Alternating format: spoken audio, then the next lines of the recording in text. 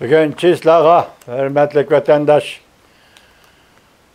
2020 yıl 12. ayının 2020 yıl 12. ayının 9. günü yukarıda sizlerge hazır Amerika Qo'shma Shtatlaridagi ciddi ketayotgan saylam to'g'risi, saylamning vaziyati to'g'risida leksiyani so'zildik. Yaqindan beri nurg'un narsalarni angladinglar, ko'rdinglar. Ularning ba'zilarini biz sizlarga yetkazdik, ba'zilarini sizlarga yetkazolmadik. Chunki biz tanlashga duch keldik vatandoshlar. Bu xabarlarning qanchalik rost, qanchalik yolg'on, tanlashga to'g'ri kelgan vaqtda shunday bo'ladi. Hem adamның beşinden ötüdüğün iş, hem bizden beşimizden şundak vakti tallaşkı düz geldik. Biz sizlerge o haberlerine tallap durup yetkizdik, leksiya kılıp vatandaşlar. Endi bugün saylanmışı devri kelgen tününün 8. günü hesapta her bir ştatla özünün saylan neticesi. Mesela kim kançı bilet girişti, kim kançı bilet düşüp kaldı degen neticeni umumlaştırıp tapşırışı gerek idi.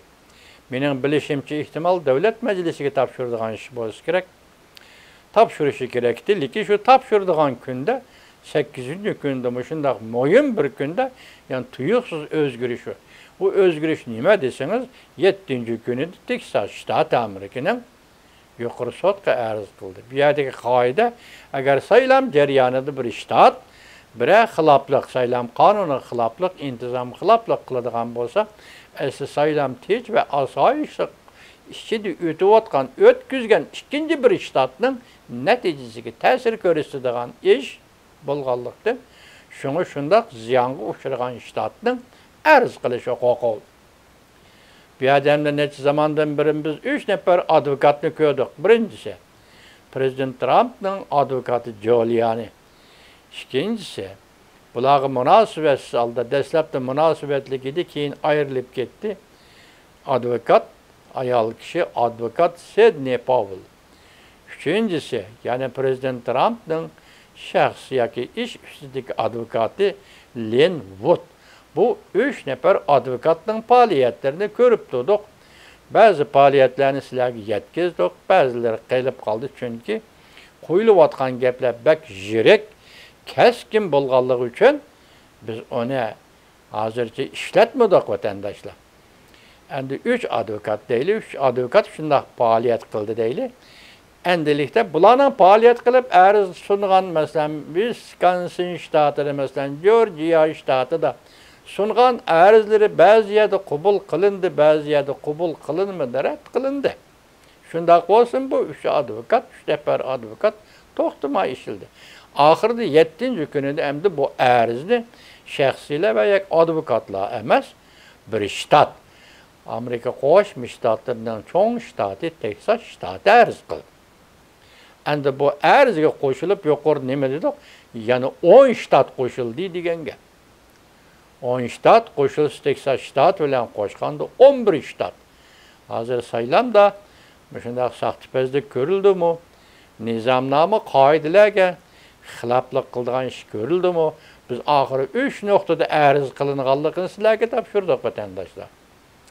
Qonunlik arz qilinganligini sizlarga topshirdik. Hozir 10 shtat yuqori sotqa arz qildi. Vaqt intayin qis.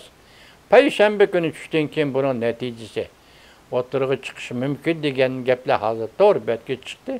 Men sizlarga faqat arz qilingan ahvolni leksiya qilib so'zlab ko'rsatdim. Hurmatli vatandosh, endi bu hozirgi saylamning vaziyati, saylamda oxiri prezidentlik kim o'ltirdi, Oqsaroy kim kirdi, kim chiqdi. Masalan, o'shaning 12 ayning 14 kuni yana bir qatim muhim bir kun. Masalan, 12 ayning 8 kuni o'tib ketdi. Endi 12 ayning 14 kuni boshdan nima debdi? Vaqt qis. Belki bu gün saylamda prezident belgilendiğin yoki ayaqlaşıdığan saylam ayaqlaşıdığan günde. Anda 14. günü umumizlik aldı saylam qiliqi. Saylıqçılar bilet taşlaydigan gün. Saylıqçılar biletidagi hal qilg'ish bilet qo'y. Shular bilet taşlaydigan gün. Hozir yuqorida cheklash va cheklamaslik degan gaplar o'tirib chiqdi. Men tazo qonun iboralarini tushunib ketammadimmi? Qanday sizlarga tushuntiraldim, tushuntiramadim bilmadim. Lekin 14. günü yana bir o'tgan Muşu ötkelmişi bir işki içinde Amerika'da intayin zor bir vaziyet turvatqanda bütün dünyanın tarihi, bütün dünyanın hareketlenişi, bütün dünyanın nefes elişi, tınık elişi, tinişi, yaki bütün dünyanın Amerika qarab turvatqan bütün dünyanın yeniktin elişi ve yaki ciddi elişi degendek müşuna kuroyu ve psikolojik haletler momenti turganda 12. ayının 14. günü qandaq netice çıkıdı vatandaşlar. Şununla siz dikkat kılısınız, biz hem dikkat kılımız hürmetli vatandaş.